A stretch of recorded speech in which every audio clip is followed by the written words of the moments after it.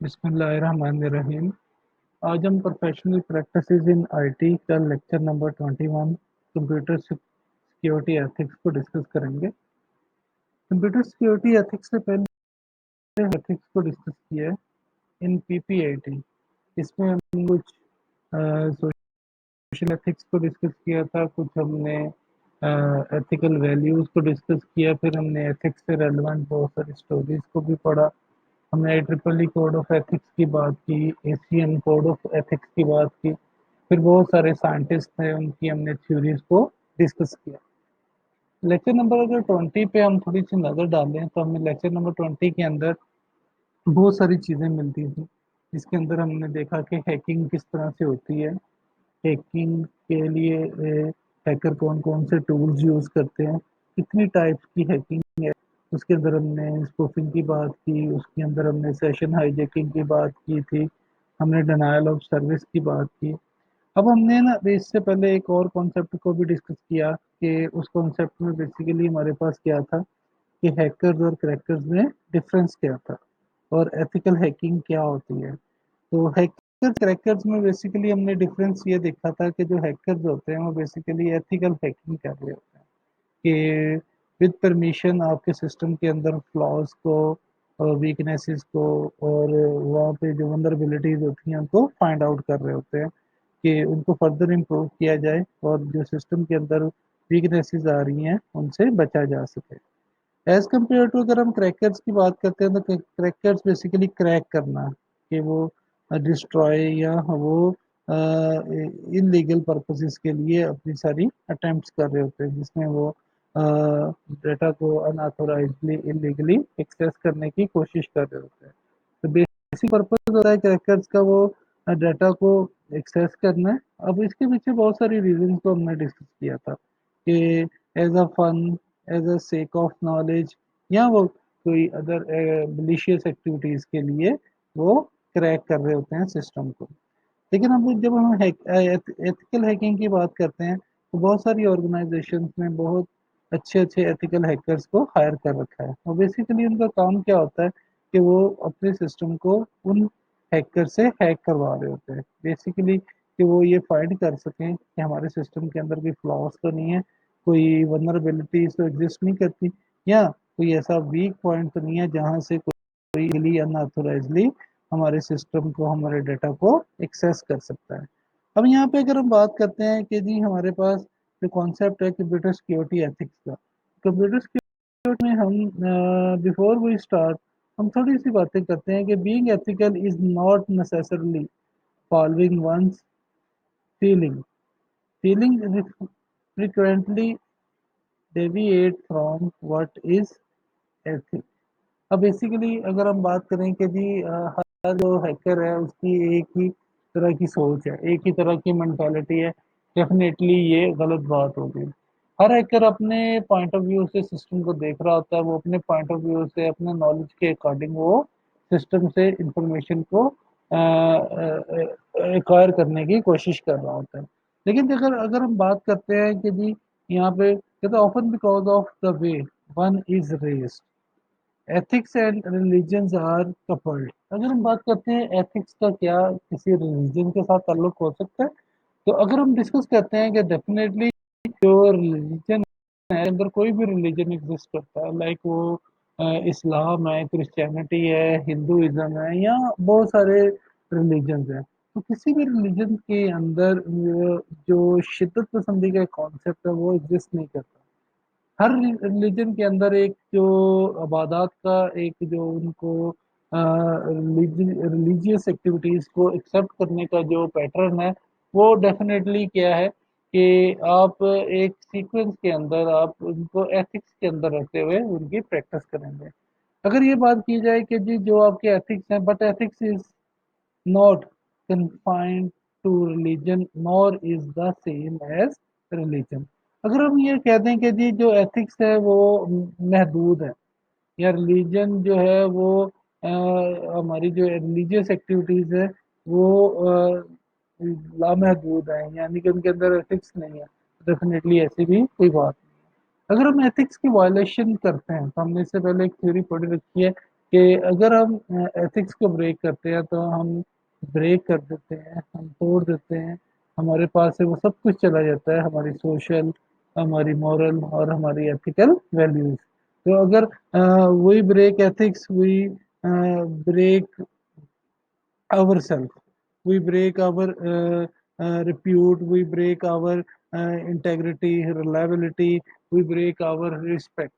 तो अगर हम बात करते हैं कि being ethical is not solely following the law, तो इसके अंदर हमारे पास जो एलिमेंट्स आते हैं उनके अंदर हम देखते हैं elements of the practical ethics through basic philosophy. इसमें एथिकल थॉट्स आती हैं, एथिकल डेफिनेशंस आती हैं और एथिकल वैल्यूज आती हैं।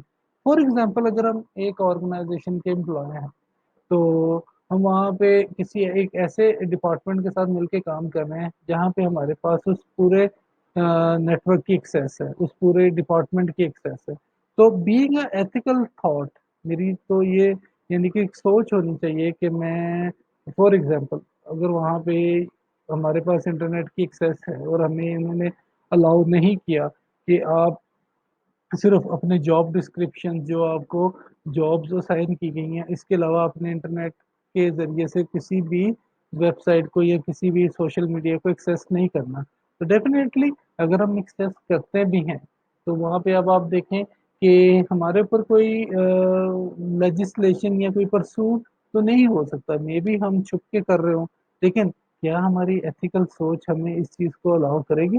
अगर तो मैं ये कर रहा हूँ, तो डेफ़िनेटली मैं एथिक्स की वायलेशन कर रहा हूँ। बीइंग अ एथिकल बिहेवियर, मुझे जिस काम से रोका गया डेफिनेटली मुझे वो नहीं करना चाहिए। ऐसे ही एथिकल जो डेफिनेशंस आती हैं, एथिकल डेफिनेशन मुझे हर उस चीज़ के बारे में बता रही होती हैं। लाइक ये एक ज़मीर की, एक आपकी सोच की, आपकी ये कह लें कि आपके माइंड की है कि अगर आप कोई अनएथिकल एक्टिविटीज कर रहे हैं या अनएथिकली आप किसी चीज को अडॉप्ट करने की कोशिश कर रहे हैं, तो डेफिनेटली एक एक हमारे ज़मीर से, एक हमारे उस दिमाग से कि आवाज़ आती है कि जी ये मैं गलत कर रहा हूँ। तो डेफिनेशन जो है एथिकल, आपके पास जो एथिकल डेफिनेशन है वो डेफिनेटली यही हमें सिखाती है कि हमें एथिक्स में रहते हुए चीज़ों को करना चाहिए। अब एथिकल वैल्यूज़ हैं, वैल्यूज़ बहुत इम्पोर्टेंट है। जो ऑर्गेनाइजेशंस, जो एम्प्लॉयज़ एथिक्स में रहते हुए एथिक्स की प्रैक्टिस करते हैं, डेफिनेटली वो सक्सेस के उस लेवल तक जा रहे होते हैं जहाँ पे उनको बहुत तरक्की मिल होती है। हमने देखा था पीछे बहुत सारी, हमने केस स्टडीज़ को भी डिस्कस किया है शुरू में, कि बहुत सारी ऑर्गेनाइजेशंस ऐसी थी जिन्होंने एथिक्स की वायलेशन की, और एथिक्स की वायलेशन की उन्होंने, तो वो आज डिक्लाइन का शिकार हो गए। जिसमें मिनरल मार्शल्स का था, प्रेफेजर्स का हमने डिस्कस किया, कोडेक कंपनी को हमने डिस्कस किया, एंड और बहुत सारी दुनिया की ऑर्गेनाइजेशंस हैं जो बहुत बड़े स्टेक होल्डर थे, लेकिन आज वो डिक्लाइन का शिकार है क्योंकि उन्होंने एथिक्स को अडॉप्ट नहीं किया, एथिक्स की वो वायलेशन करते रहे। उनकी टॉप मैनेजमेंट, उनकी टॉप लीडर जो है वो इस चीज़ पे फोकस नहीं करती थी कि हमें बीइंग एथिकल, हमें सोशल, हमें मॉरली चीज़ों को लेके चलना है। अब यहाँ पे देखिए एग्जांपल है, if a person conceives of engineering activity as only making money, then only definition of the practical ethics, one's action and value will be guided by this basic philosophical position. अगर हम यहाँ पे बात करते हैं for example HCI की, अगर हम बात करते हैं तो हमने वहाँ पे एक बात पढ़ी थी कि अगर तो इंजीनियर्स अब सिर्फ काम को इसलिए कर रहे हैं या डिजाइनिंग इसलिए कर रहे हैं कि पैसे कमाना है, और पैसे ही कमाना उनका मकसद है, तो उसके अंदर वो एथिक्स की वायलेशन भी करते हैं तो कोई फर्क नहीं पड़ता। या उनकी सोच ऐसी है कि जी अगर हम एथिक्स पे ना भी रहें और हम कोई ऐसी चीज डिजाइन करें जिससे पैसे कमाए जा सकते हैं, तो देन डेफिनेटली हमारे पास वो जो प्रैक्टिस है वो लॉफुली वो इम्प्लीमेंट नहीं हो सकती। क्योंकि एथिक्स जब हम ब्रेक करते हैं तो हम ब्रेक कर देते हैं हमारी अपनी सोशल, मॉरल और हमारी जो ये कह लें कि एथिकल वैल्यूज है वो सारी डिस्टर्ब हो रही होती है। तो यहाँ पे हम एचसीए की बात कर रहे थे कि जी शेम ऑन इंजीनियर्स, कि वो किस लिए कह रहे होते हैं कि वो अपने नॉलेज और अपने अपनी सोच के अकॉर्डिंग वो चीज़ें बना रहे होते हैं, और उनको ये पता होता है कि ये चीज़ बहुत अच्छी बन रही है, इसके हमें चार्जेस भी बहुत अच्छे होंगे, ये बड़ी महंगी के मार्केट के अंदर बिकेगी। लेकिन अगर हम बात करते हैं एथिक्स की, तो क्या एथिकली उन चीज़ों को इम्प्लीमेंट करना चाहिए? क्या एथिकली ये चीज़ सही है कि सिर्फ वो just for money, just for sake of interest, क्या नहीं है, सेक ऑफ कोई भी किसी लालच के लिए वो अगर उन चीज़ों को बना रहे हैं। तो बीइंग अ सॉफ्टवेयर इंजीनियर, बहुत सारे ऐसे सॉफ्टवेयर इंजीनियर्स भी हैं, अगर हम इनकी एग्जांपल लेते हैं, तो वो क्या करते हैं कि वो ऐसे सिस्टम बना के दे रहे होते हैं जो एथिकली, सोशली और मॉरली वो सोसाइटी का पार्ट ही नहीं होते, लेकिन वो जस्ट पैसों के लिए वो सारी चीज़ें लोगों को बना के दे रहे होते हैं, या वो ऐसी वेबसाइट्स बना के दे रहे हैं, या वो ऐसे सिस्टम डिज़ाइन करके दे रहे हैं जिनके अंदर सिक्योरिटीज़ के बहुत वीक फीचर्स हैं। हालांकि उनको पहले उस क्लाइंट को, उस कस्टमर को बताना चाहिए कि वो जो चीज़ बनाने जा रहे हैं, वो चीज़ डेवलप करने जा रहे हैं, वो लेस सिक्योर है, उसको कोई भी बंदा इलीगली या अनऑथराइजली एक्सेस कर सकता है। तो all are these practices not allowed in ethical practices. तो डेफिनेटली अगर हम बात करते हैं जी कि सिक्योरिटी में अब हमारे पास क्या क्या चीज़ें आती हैं, तो इसके अंदर हमारे पास क्लाइंट हैं, वर्क स्टेशन हैं, हमारे पास टर्मिनल्स आते हैं। अब इसमें हमारे पास देखें कि सबसे जो इम्पोर्टेंट फैक्टर है वो हमारे पास आ रहा है कि जी क्लाइंट, वर्क स्टेशन और टर्मिनल। फॉर एग्जांपल अगर हम बात करते हैं कि एक बड़ी ऑर्गेनाइजेशन की, जहाँ पे एक सिस्टम चल रहा है कि हमारे पास एक मेन फ्रेम कंप्यूटर पड़ा हुआ है, एक सर्वर कंप्यूटर पड़ा हुआ है, और सर्वर कंप्यूटर बेसिकली क्या करता है कि वो पूरे डिपार्टमेंट के या पूरी ऑर्गेनाइजेशन के सिस्टम्स को कंट्रोल करके रखे हुए हैं। तो अगर हम क्लाइंट हैं, हम वर्क स्टेशन है, या हम टर्मिनल हैं, तो हमारे पास इतने राइट्स नहीं होने चाहिए। या आप ये कह लें कि फॉर एग्जांपल एक कैश काउंटर है, वहाँ पे हम जाके बिल को जनरेट करवा रहे हैं, हमने मल्टीपल प्रोडक्ट्स जो है वो खरीद रखी हैं। अगर हम वहाँ पे जाके उसकी एक्सेस सारे ही सिस्टम्स के ऊपर हो, या वो सारी आपकी इंफॉर्मेशन को स्टोर कर रहा है और एट द एंड वो एक बिल जनरेट करके दे रहा है, तो डेफिनेटली उस सिस्टम का सिक्योर होना बहुत इंपॉर्टेंट है। ये ना हो कि कोई भी बंदा उसको इलीगली एक्सेस कर दे, हमारे पास जो पेमेंट्स बन रही हो वो उतनी ना बन सके जितनी वो प्रोडक्ट्स को खरीद रहा है। तो इस तरह के बहुत सारे फैक्टर्स आ सकते हैं। इसी में हमारे पास इंटरनेट की भी एग्जांपल्स आती हैं। इंटरनेट बेसिकली एक स्मॉल प्राइवेट नेटवर्क को हम कह सकते हैं कि एक ऑर्गेनाइजेशन के बहुत सारे मल्टीपल कैंपसेस कह लें, मल्टीपल हमारे पास फ्रेंचाइजीज कह लें, मल्टीपल उनकी क्या है जी कि वो लोकेशंस पे वो है, कोई एक सिटी में है, कोई दूसरी सिटी में है, लेकिन वो एक इंट्रानेट है। तो वो जब आपस में कनेक्टेड होंगे तो डेफिनेटली वो एक एक्स्ट्रा नेट बन जाता है, और थ्रू इंटरनेट टेक्नोलॉजी वो आपस में एक दूसरे के साथ कम्युनिकेट करते हैं। तो डेफिनेटली वो आपस में सारी इंफॉर्मेशन शेयर कर रहे होते हैं, उनकी डेटाबेस सेंट्रलाइज्ड होती है। इसकी एक बड़ी एग्जांपल आपके पास एटीएम नेटवर्क हो सकता है, कि आपका जो एटीएम नेटवर्क है वो डेफिनेटली, आपने सुना होगा कि जब भी आप बैंक जाते हैं, एटीएम पे जाते हैं, तो अक्सर औकात हमें ये सुनने को मिलता है कि लिंक डाउन है। तो लिंक डाउन का मतलब क्या है कि बेसिकली जिस सर्वर के साथ वो सारी मशीनें कनेक्टेड हैं, वहां से वो सर्विसेज नहीं ले पा रहे। अगर वो सिस्टम सिक्योर होगा, वो सिस्टम की परफॉर्मेंस अच्छी होगी, तो डेफिनेटली जितनी उसके साथ कनेक्टेड सिस्टम्स हैं वो भी, वो जो उनकी एक्टिविटीज हैं या उनकी जो परफॉर्मेंस है वो अच्छी होगी। तो इसलिए इसको इंटर नेटवर्क भी हम कह सकते हैं कि वो आपस में इंटरकनेक्टेड हैं एक दूसरे के साथ। तो उनके लिए सिक्योरिटी बहुत इंपॉर्टेंट फैक्टर है। इसी तरह ही अगर हम सिक्योरिटी की बात करते हैं कि फिजिकल सिक्योरिटी है या नॉन फिजिकल सिक्योरिटी है। अब आप देखो फिजिकल सिक्योरिटी में हम, अगर मैंने ये बात की है एटीएम मशीन की, तो एटीएम मशीन्स के ऊपर हमने देखा है कि जी बहुत सारे फिजिकल जो पैरामीटर्स हैं रिगार्डिंग सिक्योरिटी वो इम्प्लीमेंटेड होते हैं। फॉर एग्जांपल अगर हम ये बात करें कि एटीएम मशीन है, उसके ऊपर कोई सीसीटीवी कैमरा लगा हुआ है, या उसके ऊपर कोई उन्होंने एक कोई जंगला बना के रखा हुआ है जिससे वो मशीन को कोई एक्सेस नहीं कर सकता, उसको वो मशीन को कोई वो ओपन नहीं कर सकता है, उसके कोई कोई डोर है उनको वो ओपन नहीं हो सकते हैं। तो इस तरह की अगर एक हम बात करते हैं कि जी नॉन फिजिकल सिक्योरिटी की, तो आपने देखा होगा कि बहुत सारी मशीन जो एटीएम मशीन होती हैं उनके ऊपर एक कीबोर्ड जो होते हैं, वो की पैड्स वो लगाए गए होते हैं। जिसकी मदद से क्या होता है कि आप अपना खुद से कीपैड वहाँ पे जनरेट नहीं कर सकते हैं। तो इसलिए कि बहुत सारे जो हैकर्स होते हैं या बहुत सारे जो ऐसे लोग जो थोड़ी सी हाव नाव रखते हैं, वो वहाँ पे कैमरास फिट कर देते हैं कीपैड के ऊपर। वो लोगों के पासवर्ड, वो लोगों के पिन कोड, जो सीक्रेट इंफॉर्मेशन को कैप्चर कर रहे होते हैं, तो बाद में उनको फिर वो फर्दर ऑनलाइन ट्रांजैक्शन और वो सारी मिलिशियस एक्टिविटीज में यूज कर सकते हैं। तो इसके साथ अगर हम बात करते हैं कि जी हमें सिक्योरिटी थ्रेट्स कौन कौन से थे, तो सिक्योरिटी थ्रेट्स में हम सबसे पहले बात करते हैं कि जी वो जो हमारे पास रिसोर्सेज आते थे, इसके बाद हमारे पास पीपल्स हैं, उसके बाद हमारे पास और बहुत सारी एक्टिविटीज़ हैं, जिसमें हमारे पास हैकर्स, अभी हमने बात किया। हैकर्स हमारे पास डिफरेंट टाइप्स के हैकर्स थे, ब्लैक हैट थे, ग्रे हैट थे, वाइट हैट हैकर्स थे। एथिकल हैकिंग के कॉन्सेप्ट्स को बड़ा हमने डिटेल से डिस्कस किया। फिर हमने उन टूल्स को भी डिस्कस किया जिनके ज़रिए से हम हैकिंग के कर सकते हैं, हमें उस सिस्टम के बारे में हाव नाव होनी चाहिए, कौन कौन से ऑपरेटिंग सिस्टम्स यूज होते हैं, उनके बारे में कितनी डिटेल में हमें डेप्थ में नॉलेज होना चाहिए कि हम सिस्टम को कैसे एक्सेस कर सकते हैं। ऐसे ही अगर हम क्रैकर्स की बात करते हैं, तो क्रैकर्स बेसिकली डिस्ट्रक्टिव वे के अंदर चीज़ों को ले रहे होते हैं। उनका काम सिर्फ क्या होता है कि जी वो चीज़ों को डिस्टर्ब करें, डाटा अगर वो इलीगली अनऑथोराइजली एक्सेस कर रहे हैं तो मॉडिफाई कर दें, डिलीट कर दें, और बहुत सारी वो मलिशियस एक्टिविटीज़ परफॉर्म कर रहे होते हैं।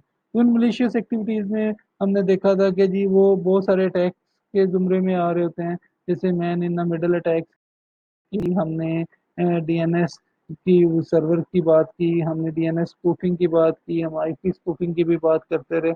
इसी तरह हमने बहुत सारे और जो क्रैकर्स, यानी कि क्रैकर्स में इनको डिस्ट्रक्टिव जो एक्टिविटीज थी उनको डिस्कस किया। ऐसे हमने स्क्रिप्ट किडीज की भी बात की। स्क्रिप्ट किडीज बेसिकली हमारे पास डिफरेंट टाइप्स के पास एक स्मॉल पीस ऑफ सॉफ्टवेयर होते हैं जो एम्बेडेड होते हैं, जो इंस्टॉल्ड होते हैं, या डिफरेंट वेबसाइट से वो अगर कोई भी फाइल को डाउनलोड किया जाए तो उसके साथ वो एक्टिवेट होते हैं या उनके साथ अटैच्ड होते हैं। तो जब हम उनको उन फाइल्स को रन करते हैं या एग्जीक्यूट करने की कोशिश कर रहे होते हैं, तो वो भी साथ सारी की सारी फाइल्स डाउनलोड हो रही होती हैं, वो रन हो रही होती हैं, जिससे हमारे सिस्टम के अंदर बहुत सारी ऐसी प्रॉब्लमेटिक सिचुएशन क्रिएट हो सकती हैं कि जिससे हमारा डाटा लॉस हो सकता है, डाटा मॉडिफाई हो सकता है, इवन डाटा इनक्रिप्ट हो सकता है। तो इसी तरह ये अनएथिकल जो एम्प्लॉयज़ हैं, ये basically unethical employees, logic bombs, हमारे पास बैक डोर्स। अब देखिए क्या, अगर हम किसी एक अच्छी ऑर्गेनाइजेशन की बात करते हैं, तो ऑर्गेनाइजेशन के अंदर आपने देखा होगा कि बहुत सारे एम्प्लॉयज़ होते हैं जो डायरेक्टली और इनडायरेक्टली सिस्टम का पार्ट होते हैं। जो डायरेक्टली सिस्टम के साथ को अटैच होते हैं, जैसे नेटवर्क इंजीनियर्स हैं, या हमारे पास कोई नेटवर्क एडमिनिस्ट्रेटर्स हैं, हमारे पास वेब डिज़ाइनर्स हैं, हमारे पास किसी मेन जो सेंट्रलाइज हमारा सिस्टम है उसको जो कंट्रोल करके बैठे हुए हैं। तो अगर वो उनके पास सब लोगों की इंफॉर्मेशन होती है, लाइक अगर हम बात करते हैं बैंक सेक्टर के अंदर, तो बैंक सेक्टर में जो नेटवर्क इंजीनियर है या सिस्टम एनालिस्ट है, उसके पास पूरे सिस्टम की एक्सेस होती है। अगर वो इलीगली या अनऑथोराइजली वो चीज़ों को एक्सेस करने की कोशिश करता है, तो डेफिनेटली ये भी एथिक्स की वायलेशन में आता है। तो वो ये भी एक थ्रेट हो सकता है, क्योंकि उन लोगों को तो इन सारी एक्टिविटीज़ का पता होता है। उनको पता होता है कि कौन सी चीज़ किस तरह से है और उन्हें उन्हें उसको किस तरह से एक्सेस करना है। ऐसे साइबर टेररिस्ट आते हैं। जो टेररिस्ट होते हैं, उनका बेसिकली काम क्या होता है कि जी आके वहाँ पे र्यूमर्स क्रिएट करने होते हैं, वहाँ पे आके उन्होंने खौफो हरास, जिसके ज़रिए से वो क्या करते हैं कि वो डिफरेंट वेबसाइट्स को एक्सेस करते हैं, वहाँ से इंफॉर्मेशन, वहाँ से ट्रांजैक्शंस को वो कर रहे होते हैं। और इवन उन्होंने बहुत सारी वेबसाइट्स ऐसी डिज़ाइन की होती हैं जो हैरेसमेंट की तरफ लेके जा रही होती है, जिसमें हमने साइबर स्टॉकिंग का भी कॉन्सेप्ट पढ़ा था। बेसिकली हमने वहाँ पे देखा था कि जी हैरेसमेंट के अंदर बहुत सारे लोग आते थे। फिर उसके अंदर हमने एमी बायर, बेसिकली उनके केस को भी डिस्कस किया कि वो कैसे साइबर स्टॉकर थी, और उनके साथ वो लेम यून्स बेसिकली उन्होंने एक वेबसाइट बना रखी थी कि वो किस तरह से उनको थ्रेट करता था। ऐसे ही अगर हम बात करते हैं जी कि कॉर्पोरेट स्पाई की, तो कॉर्पोरेट स्पाई की हमारे पास बेसिकली ऑर्गेनाइजेशन होती हैं जो डिफरेंट हैकर्स को हायर करते हैं, बेसिकली किसी दूसरी ऑर्गेनाइजेशन की सीक्रेट इंफॉर्मेशन को एक्सेस करने के लिए। उनका बेसिक पर्पस ये होता है कि वो किसी तरीके से उनके डाटा को, वो उनकी इंफॉर्मेशन को कैप्चर कर सकें, कि वो जो एक्टिविटीज़ वो कर रहे हैं या वो एक्टिविटीज़ जो उनके लिए ज़्यादा इफेक्टिव है, फ्रूटफुल है, वो वो डाटा को वो चोरी करवा के, वो डाटा को वहाँ से एक्सेस करवा के अपनी लिए ज़्यादा कोई बेनिफिशियल एक्टिविटीज़ को परफॉर्म करवा रहे होते हैं। तो इसमें बहुत सारी ऑर्गेनाइजेशन ने बहुत सारे अपने हैकर्स को हायर किया होता है कि वो डिफरेंट वेज के अंदर डिफरेंट सिस्टम्स को वो एक्सेस करने की कोशिश कर रहे होते हैं, जिससे उनको क्या बेसिक उनका जो पर्पस होता है कि वो एनिमीज या वो अपने कंपिटिटर्स के सिस्टम्स पे जाके उनकी सीक्रेट इंफॉर्मेशन को एक्सेस कर सकें।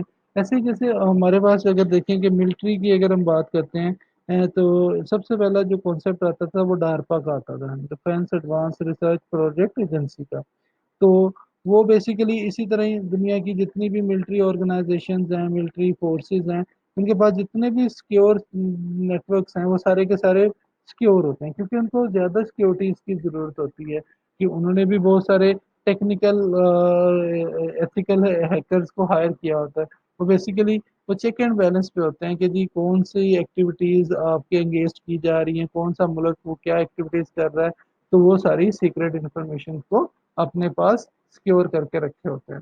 इसी तरह ही हमने बॉम्ब्स की, वायरस की और ट्रोजन्स की बात की थी, तो ट्रोजन्स को डिस्कस करते हुए हमने ट्रोजन हॉर्स और ट्रॉय, बेसिकली एक हमने इंग्लिश मूवी की भी बात की थी कि कैसे वो ट्रोजन हॉर्स के अंदर लोग छुपे हुए थे, फिर उन्होंने रात के अंधेरे में उससे निकल के उस पूरे सिटी को डिस्टर्ब किया, लोगों को मारा और उस पे कब्जा किया। तो बिल्कुल इसी तरह ही ये बेसिक मालवेयर होते हैं, बेसिकली डिफरेंट टाइप्स के ट्रोजन हॉर्सेस को भी हमने डिस्कस किया था।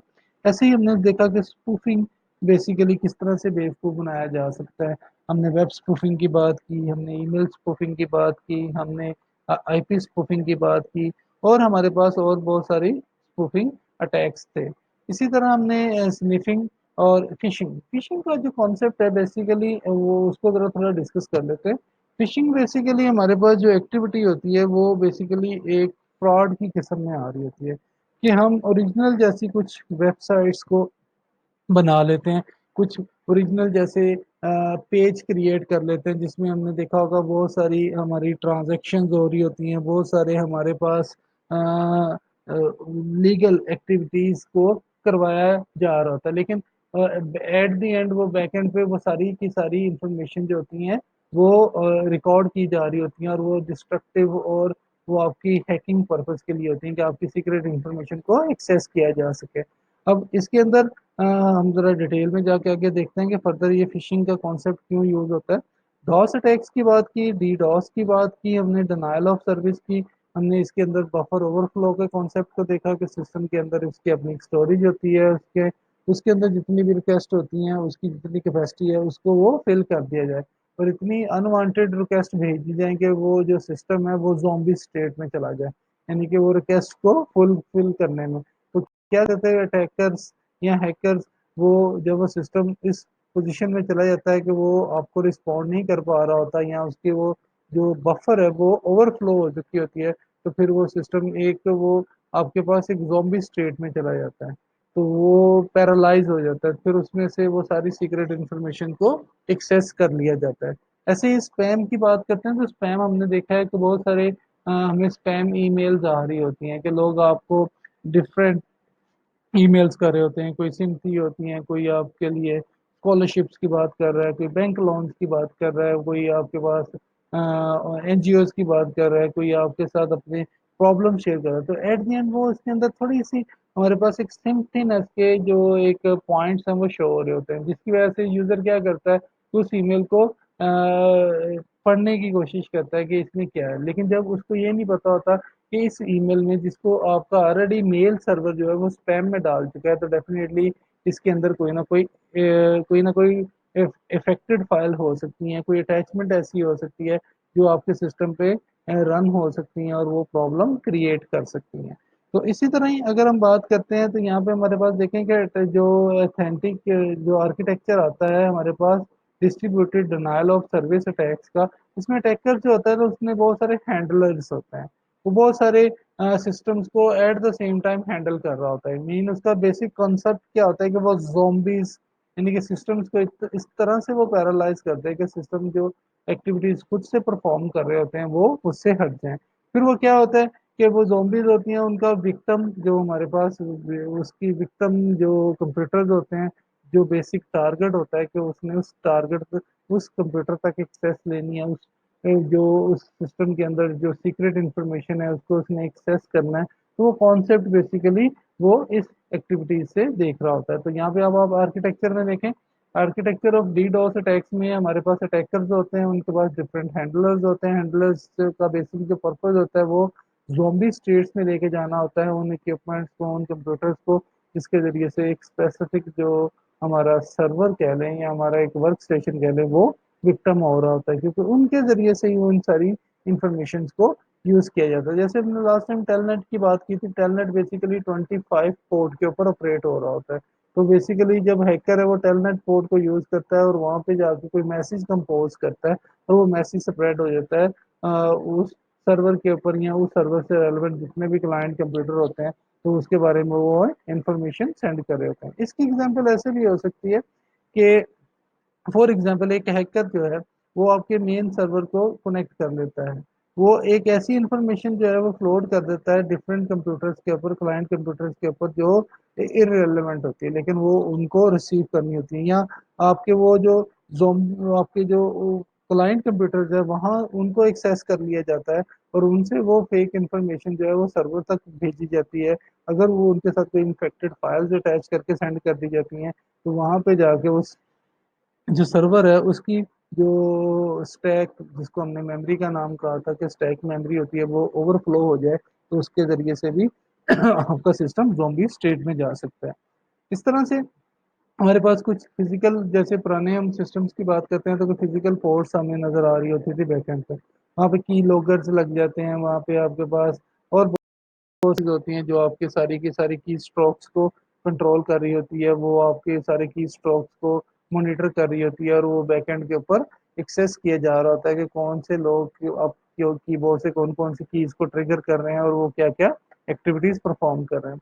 इसी तरह ही हमारे पास और बहुत सारे इलेक्ट्रॉनिक स्विचेस की भी बात करते हैं, तो इसके अंदर हमारे पास यहाँ पे बहुत सारे डबल ई पी रोम की भी बात हो रही होती है, माइक्रो प्रोसेसर्स की है, ऐसे कंप्यूटर PS2 कनेक्टर की बात है, कीबोर्ड PS2 कनेक्टर है। तो यहाँ पे बहुत सारे ऐसे इक्विपमेंट्स होते हैं जो अटैच कर दिए जाते हैं, जो आपकी सारी एक्टिविटीज को मॉनिटर कर रहे होते हैं, जिसके जरिए से अटैकर या हैकर वो सारी इंफॉर्मेशन को एक्सेस कर रहे होते हैं। आगे हमारे पास यहाँ पे देखें फिशिंग का एक कॉन्सेप्ट है। ये मेरे पास एक पेज शो हो रहा है जिसके अंदर आप देख रहे हैं कि ये कोई एक ड्रामा सीरियल है, ये एक मूवी है, उसके डिफरेंट हमारे पास जो है वो एपिसोड्स हैं। अब हमें फॉर एग्जांपल किसी भी टॉरेंट से या किसी भी वेब पेज से कोई ऐसा लिंक मिल जाता है जिसपे कहा जाता है कि बाकी सारी जितनी भी उससे रेलेवेंट वो सारे सीजन्स हैं या सारी वो उसके बारे में हमें वो एक साथ चाहिए, तो वो इस पेज से मिल जाएंगी। अब यहाँ पे आप देखें कि जो इंडेक्स के साथ हाईलाइटेड एरिया, ये कुछ हमारे पास कोई फेक इंफॉर्मेशन लग रही है, यानी कि कोई ऐसे कीवर्ड्स नहीं है जो वेल नोन है। तो डेफिनेटली फिर ऐसी अब जो जिस भी हम फोल्डर पे या जिस भी हम किसी कॉलम पे क्लिक करेंगे तो डेफिनेटली इसके बैकएंड पे वो फाइल तो होगी नहीं। तो डेफिनेटली वो कोई ना कोई इन्फेक्टेड फाइल हो सकती है जो आपके सिस्टम पे जाके, लाइक हमें बहुत सारी ऐसी लिंक्स मिलते हैं हम इस पे कर रहे होते हैं, तो डेफिनेटली हमारे पास जो फाइल्स डाउनलोड हो रही होती है वो कोई और डाउनलोड हो रही होती है, कोई एग्जीक्यूटेबल फाइल्स होती हैं। उनका बेसिक पर्पस क्या होता है कि वो आपके सिस्टम के अंदर जाके सिस्टम को वो इफेक्ट कर रहे होते हैं। नए फोल्डर क्रिएट हो रहे होते हैं, जो ऑलरेडी डाटा पड़ा होता है वो इनक्रिप्ट हो जाता है, उनकी शेप चेंज हो जाती है, तो ये सारी एक्टिविटीज आती हैं। तो इस तरह के वो फिशिंग पेज अटैकर बना के डिफरेंट तरीके से वो स्प्रेड कर रहे होते हैं। लोग इसको एक्सेस करने की कोशिश करते हैं और फिर वो जो उनके जो अटैकर की जो अपनी एक एक्टिविटी होती है, वो जो वो चाह रहा होता है कि लोग इसको एक्सेस करें और इसके बैकएंड पे जो फाइल्स हैं वो एग्जीक्यूट हो, इस तरह से वो सिस्टम से उनकी सारी सीक्रेट इंफॉर्मेशन को कैप्चर करें। हम यहाँ पे एक और कॉन्सेप्ट आता है फिशिंग का, पेपॉल का। अब पेपॉल बेसिकली दुनिया की बहुत बड़ा एक आपके पास ये कह लें कि एक प्लेटफॉर्म है पेमेंट का, कि आप ऑनलाइन शॉपिंग करते हैं तो आप थ्रू पेपॉल आप उसकी एक्टिविटीज कर सकते हैं। ओरिजिनली पेपॉल तो आपके पास बहुत सिक्योर एक प्लेटफॉर्म है कि जो ऑर्गेनाइजेशन पेपॉल के जरिए से पेमेंट्स लेती हैं, अगर आपकी इंफॉर्मेशन को, आपके क्रेडिट कार्ड नंबर को या आपकी सीक्रेट इंफॉर्मेशन को एक्सेस कर लिया जाता है, तो डेफिनेटली वो पेपॉल इसकी रिस्पॉन्सिबल है। अगर फॉर एग्जांपल कोई अटैकर पेपॉल टाइप कोई फिशिंग पेज बना के वो सिस्टम पे रख देता है आपके पास, कि आपने कहीं से कोई भी चीज़ को खरीदा है, आप उसकी पेमेंट करना चाह रहे हैं, तो वो जो क्रेडिट कार्ड नंबर है, डेबिट कार्ड नंबर है, पिन कोड है, वही जस्ट एक चाहिए होते हैं, क्योंकि फिजिकल वो जो कार्ड होता है वो तो हमारे किसी काम का नहीं होता, तो वो हमारे पास वही कार्ड नंबर चाहिए, पिन चाहिए। अगर वो उसको मिल जाती है तो डेफिनेटली उसको मल्टीपर्पज वो एक्टिविटीज के लिए, मलिशियस एक्टिविटीज के लिए वो इस्तेमाल कर सकता है। इसकी एक एग्जांपल ऐसे ली जा सकती है कि बरतानिया के अंदर, इंग्लैंड के अंदर एक बैंक में एक मुलाजम था, एक क्लर्क था जो अकाउंट्स को कंट्रोल कर रहा था। उसके बेसिक जो पर्पज होता था वो जितने भी क्लाइंट्स आते थे उनके जो अकाउंट्स की ट्रांजैक्शंस हैं उनको वो देख रहा होता है, जैसे हमारे पास यहाँ पे कि ऑनलाइन ट्रांजैक्शन जितनी भी हैं वो देख रहा होता था। तो वो उसका बेसिक जो पर्पस था फ्रॉड का, जो वो एक कॉन्सेप्ट था, वो ये था कि वो फॉर एग्जांपल जैसे हमारे हजारों में रुपीज होते हैं, हम उसमें जो कम होते हैं 100 में होते हैं या कुछ पैसों में होते हैं, तो हम इनको इग्नोर कर रहे होते हैं। लाइक अगर 1410 रुपये पड़े हुए तो हम 400 या 10 इस तरह से उनको इग्नोर कर रहे हैं। तो वहाँ पे पेनीज का कॉन्सेप्ट है कि पेनी उनका सबसे लोएस्ट अमाउंट होती है, लोएस्ट यानी कि करेंसी होती है। तो वो हर अकाउंट में से कुछ पेनी वो अपने अकाउंट में ट्रांसफर करता रहता था। वो 4-5 साल वो करता रहा, जिससे वो मिलीनियर बन गया। लेकिन एक ऐसा कस्टमर था जो अपने उस पेनीज का भी हिसाब किताब रखता था। तो उसने क्या किया कि उसने उस बैंक को क्लेम किया कि मेरे इतने पेनीज जो थे वो हर माह जो है वो मेरे अकाउंट से डिडक्ट होते हैं। तो फिर उसके ऊपर इन्वेस्टिगेट किया गया, फिर उसके बाद वेरीफाई हुआ कि वो बंदा वो चंद पेनीज जो लोगों के लिए इग्नोरेबल थे लेकिन उनको वो ट्रांसफर करता रहा, तो उसकी वजह से वो उसने मिलियन बिलीनियर वो बंदा बन गया, जिसके बाद फिर उनको उस जॉब से निकाल दिया गया। तो कुछ इस तरह की भी एक्टिविटीज हो सकती हैं जो जो बंदा सिस्टम को जान रहा होता है, जिस बंदे के पास एक्सेस होती है कि वो ट्रांजैक्शंस कर सकता है, वो एक एक जगह से दूसरी जगह मूवमेंट्स कर सकता है, तो डेफिनेटली ये भी हमारे पास सिक्योरिटी थ्रेट में एक आ सकता है। इसी तरह बहुत सारी ऑर्गेनाइजेशन होती हैं जिन्होंने आजकल फॉर एग्जांपल अभी कोविड-19 की वजह से बहुत सारे डोनेशन पेजेस बने हुए हैं कि आप डोनेट करें, हम लोगों की मदद करना चाहते हैं, एनजीओज हैं।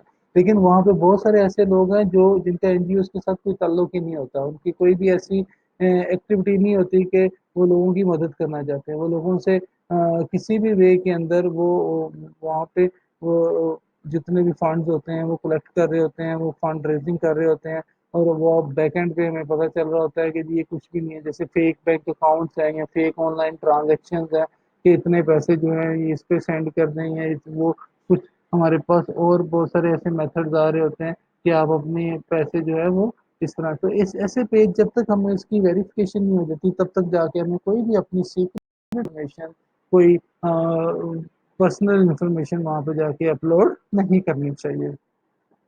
इसी तरह ही हैकर्स का जो कोड ऑफ एथिक्स है, उसके बारे में हैकर्स ने कुछ कोड ऑफ एथिक्स अपने बारे में लिखे हैं कि हैकर्स क्या क्या एक्टिविटीज कर सकते हैं रिगार्डिंग रिगार्डिंग एथिक्स, कि वो एथिक्स की वायलेशन ना करें। तो उन्होंने एक बुक लिखी जिसमें उन्होंने द हैकर्स के नाम से कि हीरोज ऑफ कंप्यूटर रेवोल्यूशन, तो ये बेसिकली स्टीवन ने लिखी थी, लेवी ने इन 1984 के अंदर। तो उन्होंने बेसिकली कुछ पॉइंट्स को एलेबोरेट किया। उसके अंदर उन्होंने कहा कि access to computer should be unlimited and total. तो उसके अंदर पहला कॉन्सेप्ट क्या है, जो कंप्यूटर की एक्सेस है ना वो अनलिमिटेड है एंड टोटल, यानी कि आप टोटली उसको एक्सेस कर सकते हैं, क्योंकि हैकर्स के पास तो पूरी इंफॉर्मेशन होती है कि वो हर ऑपरेटिंग सिस्टम को जान रहे होते हैं, उनको उन पॉइंट्स का पता होता है जहाँ से वो एक्सेस कर सकते हैं।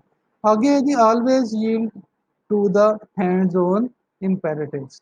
फिर all information should be free, तो सारी की सारी इंफॉर्मेशन उनको फ्री मिल रही होती है, कुछ भी उनसे यानी कि छुपा नहीं होता है, कोई चीज़ उनसे हाइड नहीं होती है। फिर इसी तरह ही उनके पास बहुत सारी ऐसी ऑप्शंस होती हैं कि जिससे वो डाटा को एक्सेस कर सकते हैं। तो हैकर शुड बी जज बाय देयर हैकिंग तो वो कह रहे होते हैं कि जो हैकर्स हैं बेसिकली उनको उनके हैकिंग के कॉन्सेप्ट से जज करना चाहिए। लाइक कि वो क्या क्या एक्टिविटीज परफॉर्म कर रहा है, वो किस टाइप का डाटा जो है वो हैक कर रहा है। यानी कि हैकर का बेसिक पर्पस ये नहीं है कि वो इलीगली या नाथोराइजली चीज़ों को एक्सेस कर रहा है। वो डेफिनेटली आप उसकी एक्टिविटीज से पता करेंगे कि वो किस तरह से उन चीज़ों को एक्सेस कर रहा है। ऐसे ही मिस ट्रस्ट अथॉरिटीज आती हैं आपके पास, प्रोमोट डिसेंट्रलाइजेशंस आती हैं।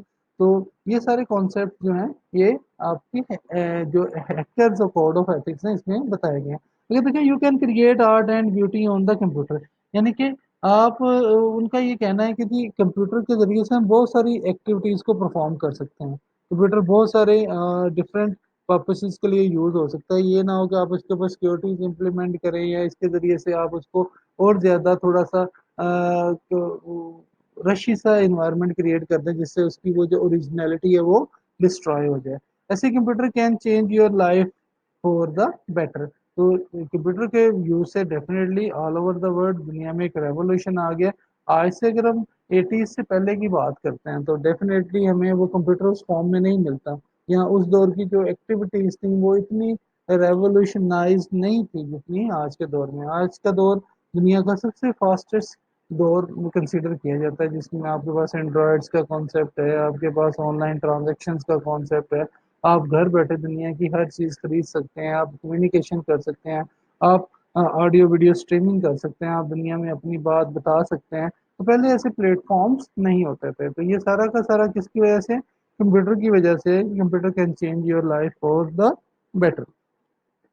आगे इसी जो हमारे पास जो एथिक्स थे हैकर्स के, हैकर्स कोड ऑफ एथिक्स, इनको दोबारा से थोड़ा सा ये कह लेंगे मॉडिफाई किया गया, इसके अंदर अमेंडमेंट्स की गई 90s के अंदर। तो ये स्टीवन निजरेश ने बेसिकली ये थोड़ी सी एक्टिव इसके अंदर अमेंडमेंट्स की। उनका ये कहना था कि above all else do not harm, कि हर चीज़ उनकी एक्सेसिबिलिटी में है लेकिन कोई भी चीज़ डिस्ट्रक्टिव नहीं होनी चाहिए, कोई भी चीज़ लोगों के लिए प्रॉब्लमेटिक नहीं होनी चाहिए। प्रोटेक्ट प्राइवेसी, अगर हम किसी के सिस्टम के अंदर जाके उनकी चीज़ों को एक्सप्लोर कर रहे हैं या जाके हम एथिकली उन चीज़ों को जज करने की कोशिश कर रहे हैं, तो इसका ये मतलब नहीं है कि आप उनकी प्राइवेसी को, उनकी डिग्निटी को शेयर करें या दूसरे लोगों के साथ वो सारी इंफॉर्मेशन को एक्सचेंज करें। वेस्ट नॉट वांट नॉट, यानी कि कोई भी चीज़ खराब नहीं करनी चाहिए, कोई भी चीज़ वहाँ पे जाके डिस्ट्रॉय नहीं करनी चाहिए। उसको जिस पर्पस के लिए बनाया गया है वो आपने उसी प्लेटफॉर्म के अंदर उसी बिहेवियर में यूज़ करना है। एक्सीड लिमिटेशंस, डेफिनेटली ये बहुत इंपॉर्टेंट फैक्टर है कि जो लिमिटेशंस आपको बताई गई हैं आपने उन्हीं के अंदर रहते हुए चीज़ों को देखना है। आगे है जी हमारे पास कम्युनिकेशनल इम्पेरेटिव्स हैं। Leave no trace. अब आप यहाँ पे देखो कि अगर आप एथिकल हैकर हैं, आपने सिस्टम को एक्सेस किया, सिस्टम के अंदर आपने होल्स को, आपने फ्लॉस को फाइंड आउट किया कि आप किस तरीके से सिस्टम के अंदर गए, कैसे आपने इन चीज़ों को एक्सेस किया और कहाँ पे आपको लगा कि सिस्टम के अंदर वीकनेसेस हैं या वनरेबिलिटीज हैं। अगर तो आप वहाँ पे जाके अपने वो ट्रेस या वो अपने ट्रैक रिकॉर्ड छोड़ आते हैं, तो डेफिनेटली आपके पास जो क्रैकर्स हैं या जो इलीगली या अनऑथराइजली चीज़ों को एक्सेस करने की कोशिश करते हैं, वो आपके इसी ट्रैक को फॉलो करते हुए उन सारे फोल्डर्स तक जा सकते हैं। तो डेफिनेटली जो एक्टिविटीज आपने की होती हैं उनको क्लियर करना चाहिए। कोई भी ऐसा फुटप्रिंट नहीं होना चाहिए जिससे किसी इलीगल या अनऑथराइज्ड पर्सन को ये पॉइंट मिले कि वो आपके सिस्टम के अंदर वहां तक जा सकता है जहाँ पे आपकी सीक्रेट इन्फॉर्मेशन पड़ी है। शेयर नहीं करना चाहिए। सेल्फ डिफेंस बहुत इंपॉर्टेंट है। इसी तरह हैकिंग हेल्प सिक्योरिटी। तो ये जो हैकर्स हैं वो डेफिनेटली बेसिकली जो सर्विसेज प्रोवाइड कर रहे होते हैं वो सिक्योरिटी के लिए, कि हमने सिस्टम को इतना सिक्योर करना है कि बाहर से कोई भी इन्फेक्टेड फाइल, बाहर से कोई भी आपका इलीगल अनऑथोराइज्ड यूजर बैठ के आपके सिस्टम को एक्सेस ना कर सके। आगे जी ट्रस्ट है बट टेस्ट। तो अब इसमें हम देखें कि इन शॉर्ट अगर इसको हम एक्सप्लेन करें तो पहला जी प्रोटेक्ट करना है डाटा एंड हार्डवेयर को। तो हमने पहले भी बात की थी कि हार्डवेयर जो होता है ये आपके पास रिपेयरेबल होते हैं, रिप्लेसेबल होते हैं, लेकिन इनको भी सिक्योर करना है। अगर इसके ऊपर कोई डाटा या सीक्रेट इन्फॉर्मेशन है, अगर आपके हार्डवेयर को ही वहां से चोरी कर लिया जाता है, पूरा का पूरा सिस्टम ही वहां से उठा लिया जाता है, डेफिनेटली वो भी एक आपके मेजर लॉस में आता है। अगर इससे इम्पोर्टेंट जो है वो डाटा की प्रोटेक्शन है, कि डाटा आपका जो है वो किसी भी ऑर्गेनाइजेशन का वैल्यूएबल एसेट होता है, जो आपकी सीक्रेट इन्फॉर्मेशन होती है। अगर आपके पास डाटा होगा तो देन डेफिनेटली आप उसमें से जो भी इंफॉर्मेशन आपको चाहिए वो आप एक्सट्रैक्ट कर सकते हैं। लेकिन अगर आपके पास डाटा नहीं होगा, आपके पास वो हार्डवेयर इक्विपमेंट नहीं होगा जिसमें आपने डाटा को स्टोर कर रखा है, तो देन डेफिनेटली आप वो सारी एक्टिविटीज परफॉर्म नहीं कर सकते। ऐसे ही रिस्पेक्ट एंड प्रोटेक्ट प्राइवेसी है। थर्ड है जी utilize what is being wasted by other. इसी तरह ही हमारे पास है जी एक्सीड है अननेसेसरी रिस्ट्रिक्शंस के बारे में। प्रमोट करना है पीपल राइट्स को to communicate, leave no track and so on. बहुत सारी जितनी भी ऊपर हमने एक्टिविटीज को डिस्कस किया है, इसके अंदर हमारे पास इंटेग्रिटी की बात है, सिक्योरिटी की बात है, test security and test integrity of computer system. यानी कि ईच एंड एवरीथिंग जो हमारे सिस्टम का पार्ट है, जो हमारे सिस्टम से रिलेट करता है, वो सारी की सारी एक्टिविटीज हमने यहाँ पे कंट्रोल करनी है, being a new code of ethics. और ये new code of ethics basically hackers code of ethics है, कि हैकर्स ने किस तरह से इन चीजों को देखना है और किस तरह से उन्होंने इसको प्रमोट करना है। अगेन न्यूअर्स हैकर्स एथिक्स, जो हैकर्स न्यू होता है डेफिनेटली वो सिस्टम में आ रहे हैं या सिस्टम को भी वो जज कर रहे हैं, सिस्टम को वो सीख रहे हैं, तो उनके बारे में भी बहुत सारी इंफॉर्मेशन हैं, उनके बारे में बहुत सारे रूल्स एंड रेगुलेशन हैं जो डिफाइन किए गए हैं।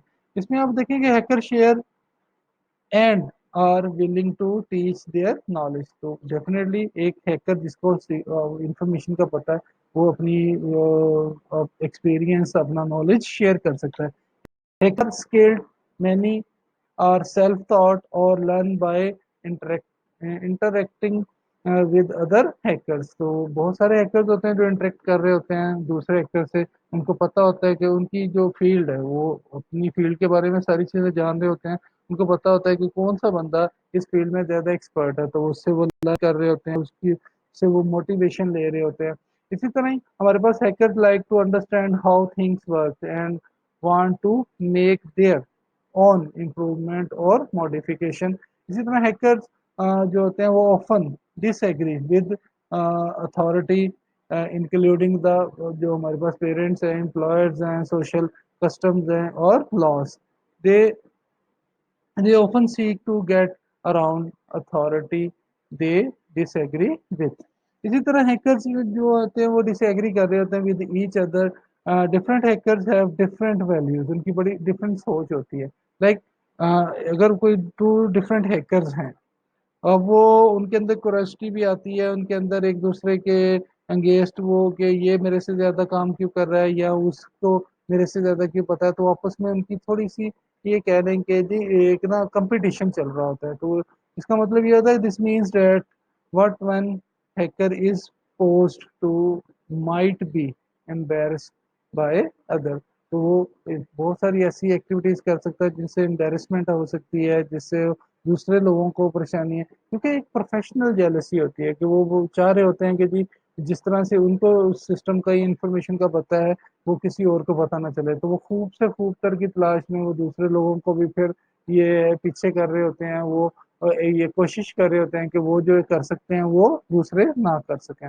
ऐसे ही हमारे पास न्यूअर हैकर्स के अंदर देखें, hackers are the persistent and are willing to devote hours, days and years to pursuing their individual passion। तो टाइम लगता है, लाइक जैसे घंटे हैं, दिन लगते हैं, साल लगते हैं, फिर आप इस कैपेबल होते हैं कि आपको चीज़ों का, आपको सिस्टम का पता होता है कि आप कह सकते हैं, क्लेम कर सकते हैं कि मुझसे मुझे सारी चीज़ों का पता है, मुझे सारे ऑपरेटिंग सिस्टम का पता है, मैं सब टूल्स को यूज़ कर सकता हूँ जिनके ज़रिए से वो हैकिंग की जा सके, लेकिन एक एथिक्स के अंदर रहते हुए कि कोई भी चीज़ एथिक्स से बियॉन्ड नहीं होनी चाहिए, कि आप कोई भी ऐसी मलिशियस एक्टिविटी नहीं कर सकते बीइंग अ न्यू हैकर, कि जो सोसाइटी के अंदर जो एथिकली सोशली मॉरली लोगों के लिए डिस्टरबेंस क्रिएट कर सकते हैं।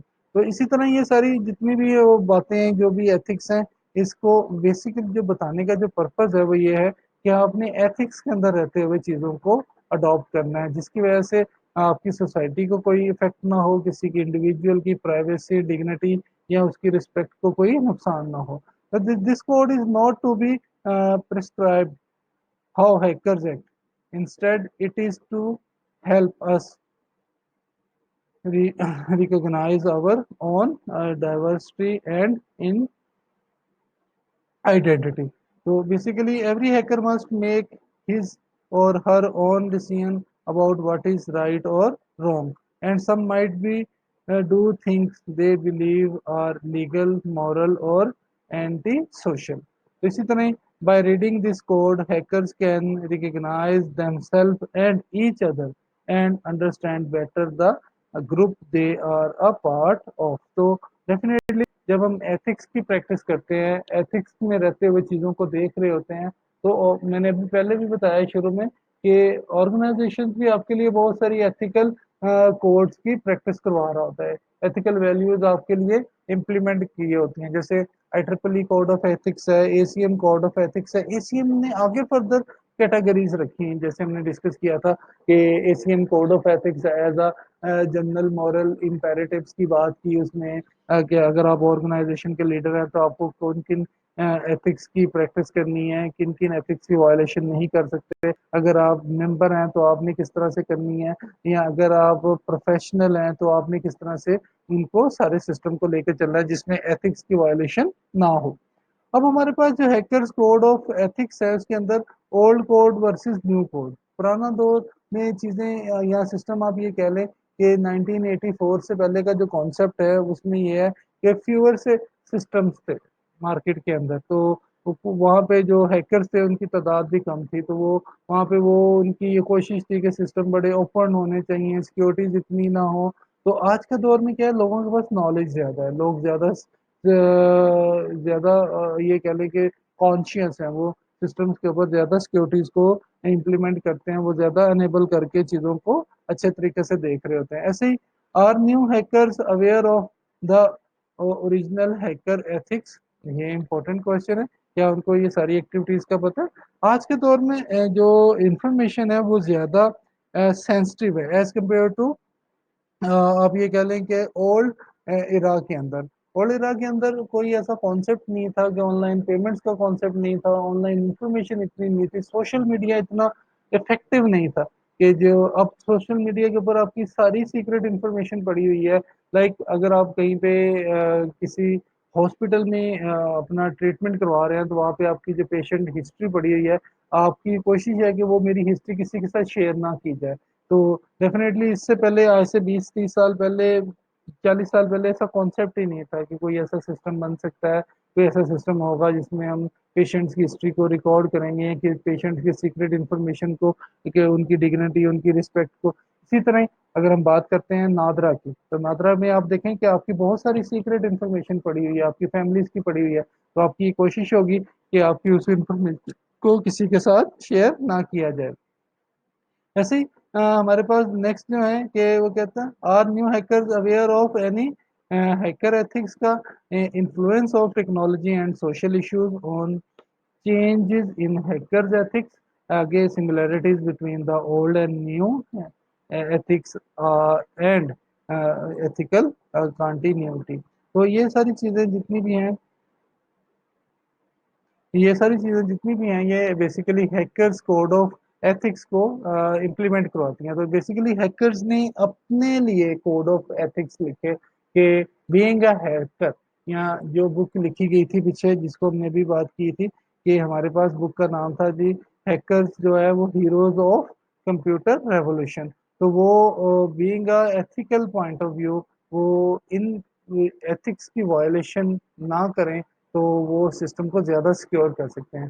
तो लेकिन अगर ये एथिक्स की वायलेशन होती है तो देन डेफिनेटली जो हैकिंग का एक कॉन्सेप्ट है उसका जो एक मीनिंग है या उसका जो एक आउटकम्स है वो नहीं होंगे, वो हम उस तरह से उसको फ्रूटफुली इम्प्लीमेंट नहीं करवा सकते। तो जब तक कोई भी चीज़ है, जब तक हम एथिक्स पे रहते हैं, वो सिस्टम को वो आपकी प्रोडक्ट, वो आपकी सोच, वो आपकी डिग्निटी, वो आपकी रिस्पेक्ट, वो हर चीज़ कायम रहती है। जब हम एथिक्स की वायलेशन करते हैं तो देन डेफिनेटली हमें पेनल्टीज भी होती हैं, हमारे ऊपर लॉ की कोई लेजिस्लेशंस भी इम्प्लीमेंट होती हैं, मे बी हमें वहाँ पे कोई पेनल्टीज भी दी जा सकती हैं, कोई फाइन हो सकता है।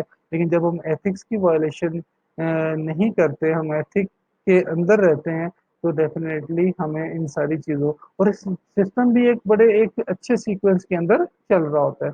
तो आज का जो बेसिक टॉपिक था वो ये था कि जी हमने किस तरह से जो हमारी कंप्यूटर सिक्योरिटी है या हमारे पास कंप्यूटर सिक्योरिटी एथिक्स है वो किस तरह से इम्प्लीमेंट करने हैं और हम इसके अंदर किन किन चीज़ों को मेक श्योर कर सकते हैं। तो नेक्स्ट लेक्चर तक के लिए इजाज़त दें। इंशाल्लाह होपफुली आज आपको लेक्चर की समझ आ गई होगी। अगर कोई भी प्रॉब्लम है तो डेफिनेटली आप वो मेरे साथ शेयर कर सकते हैं डिस्कशन सेशन के अंदर। तब तक के लिए इजाज़त दें। अल्लाह हाफ़िज़।